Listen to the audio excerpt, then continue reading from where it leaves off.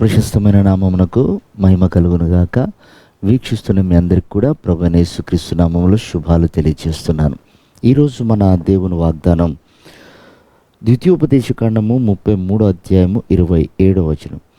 శాశ్వతుడైన దేవుడు నీకు నివాస స్థలము. ప్రియమైనటువంటి వారలారా, యేసుక్రీస్తు ఈ లోకంలో జీవించినప్పుడు ప్రభువా నీ నివాసం ఎక్కడంటే నక్కలకు బొరియలు ఆకాశ పక్షులకు గూళ్ళు కలవు, కానీ మనుష్య కుమారుడికి తలవాల్చుటకు స్థలము లేదు అన్నాడు. మరలా ఒక మాట అంటాడు, విరిగి నలిగిన హృదయంలో నేను నివాసం చేస్తానన్నాడు. అంటే ప్రభువు మనకు నివాసమై ఉన్నాడు, మన నివాసము ప్రభు అయి ఉన్నాడు. అంటే ప్రభు మనలో జీవిస్తున్నాడు, అంటే మనం ప్రభులో జీవించాలి. శాశ్వతుడైన దేవుడే మనకు నివాస స్థలం. ప్రియ దేవుని బిడ్డలారా, ఈ లోకంలో మనకు నివాస స్థలం లేదు.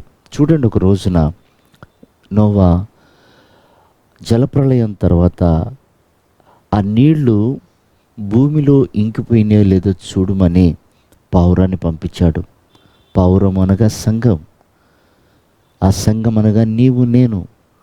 ఆ పావురాన్ని పంపినప్పుడు అది ఆకాశం అంతా తిరిగి కాలు మోప స్థలము లేనందున మరలా ఓడలోనికి వచ్చిందని బైబిల్ సెలవిస్తుంది.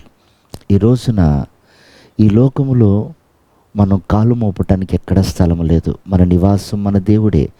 చూడండి, పాత నిబంధన భక్తులు ఎంత చక్కగా వర్ణించారో.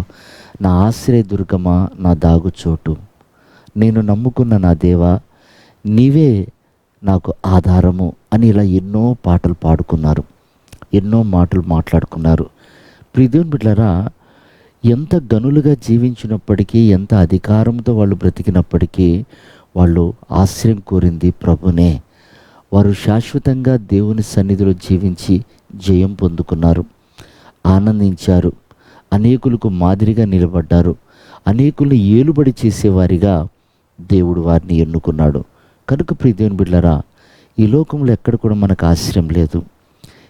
ఏదైనా తాత్కాలికమే, కానీ మనకు శాశ్వతమైన ఆధారం మన దేవుడు.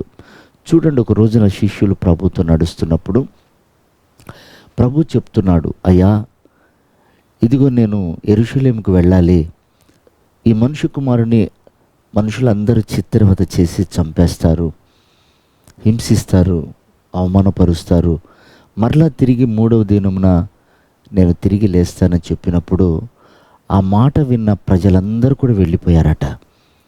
అప్పుడు ప్రభు శిష్యులతో అంటాడు, నన్ను విడిచి మీరు కూడా వెళ్ళిపోతారా అని అడిగినప్పుడు వాళ్ళన్న మాట, నిత్య జీవమైనటువంటి నిన్ను, జీవజల ఊటమైన నిన్ను విడిచిపెట్టి మేము ఎక్కడికి వెళ్ళగలమయ్యా అన్నారు. ప్రియమైన వారలారా, ఈ లోకంలో అన్ని బంధాలు తెగిపోతాయి, అందరూ దూరం అవుతారు, కానీ నిన్ను నన్ను పిలిచిన దేవుడు, ఆయన మనకు శాశ్వతమైన దేవుడై ఉన్నాడు. ఆయన ఎల్లప్పుడూ మనతో ఉంటాడు, మనం ఆయనతో ఉంటాం. కనుక ఆయనే మనకు నిత్య నివాసమై ఉన్నాడు. కనుక నీ అపజయాలు, నీ బలహీనతలన్నీ విడిచిపెట్టి ఆయన పైన ఆనుకో, నీకు జయమిస్తాడు. ఆ విధంగా మనం ముందుకు సాగుతూ ప్రభు రాకడికి సిద్ధపడదాం. ప్రభు అట్టి కృప మనందరికీ దయచేయనుగాక. ఆమేన్.